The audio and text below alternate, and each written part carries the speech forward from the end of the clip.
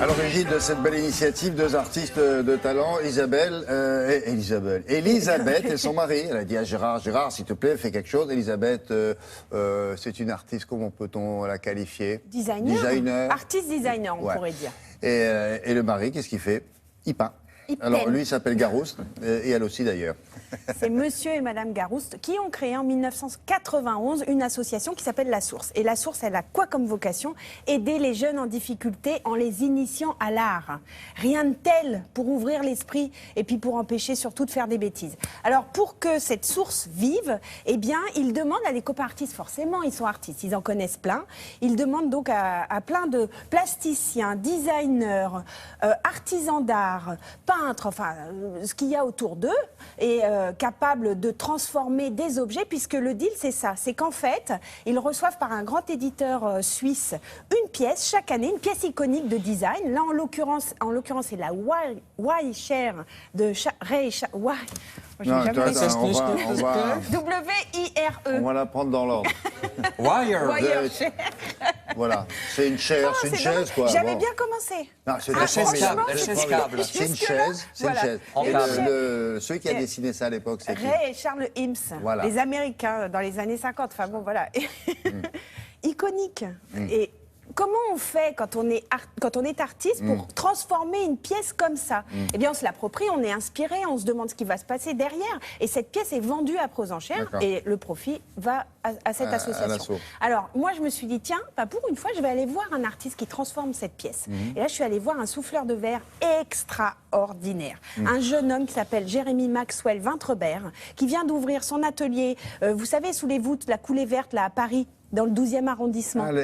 Voilà, où il y a plein d'ateliers. Ça y est, ça remonte, c'est vachement bien, notamment avec ces jeunes artisans.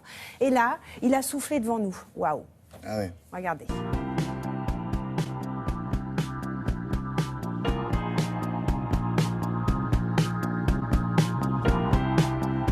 La vente aux enchères de La Source, c'est de donner un objet qui va être customisé par un certain nombre d'artistes. Dans ces artistes, il y a des artisans, il y a des sculpteurs, des peintres, des designers, des stylistes de vêtements.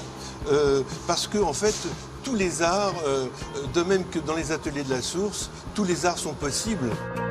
La pièce que j'ai imaginée, c'est de jouer avec la chaise comme un objet de réflexion et d'accentuer la réflexion en rajoutant par-dessus une lampe qui ressemble esthétiquement à la chaise. Et l'idée, c'est qu'on peut allumer sa propre ampoule au-dessus. Donc ça fait aussi allusion à l'idée. C'est pour jouer justement sur ce moment de création où souvent on s'interroge. J'ai beaucoup d'esthétique de fil dans la décoration à la surface de mon travail. Et c'est vrai que cette chaise est faite de fil. Donc j'ai voulu imaginer l'abat-jour en reprenant cette idée de fil dans le verre. Il faut que chaque artiste soit créatif, lui avec son imaginaire de partir. Moi, il m'est arrivé de réaliser des sculptures à partir de ces objets, et puis il m'arrive aussi de faire carrément une peinture.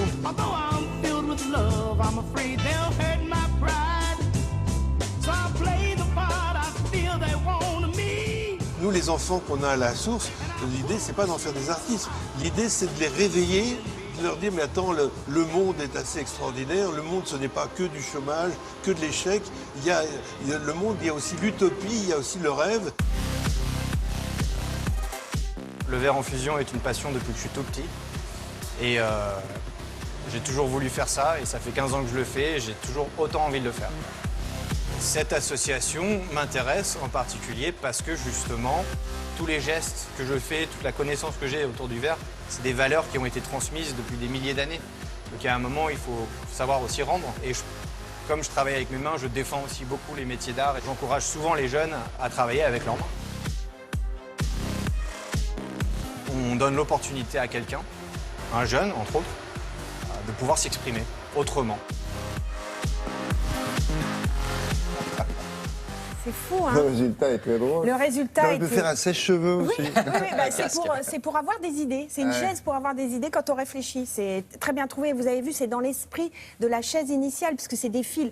Alors, imaginez le travail colossal que c'est pour faire ça. Alors, vous pouvez découvrir toutes les pièces ce week-end. C'est ouvert au public. C'est à l'Hôtel de l'Industrie à Paris, dans le 6e. Aujourd'hui, 11h à 19h30. Demain et lundi. Et lundi, la vente aux enchères a lieu.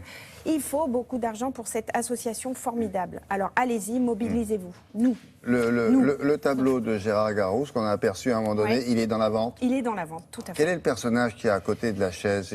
On dirait Don Quichotte, quelque chose comme ça, ou Cervantes, je ne sais pas. J'ai pas osé lui demander. Vous lui demanderez quand vous verrez. Merci beaucoup. Au revoir, à tout à l'heure. Restez avec nous, madame, monsieur. On se retrouve pour C'est un monde dans quelques instants. Cette semaine, à l'occasion de la prochaine élection de Miss France, on s'intéressera au concours de beauté aux quatre coins du monde. Comment se déroule-t-il? Quels sont les critères de sélection? Sont-elles nombreuses, ces jeunes filles? Qu'est-ce que ça représente dans certains pays d'être élu Miss? Vous allez voir. Nos 4 correspondants du jour vont répondre. Nous irons en Inde, en Belgique, en Russie, puis en Espagne. À chaque fois, une spécificité, si j'ose dire, et une curiosité dans ces pays-là. Puis préparez-vous à découvrir des reines de beauté qui sont pas tout à fait comme les autres. À tout à l'heure.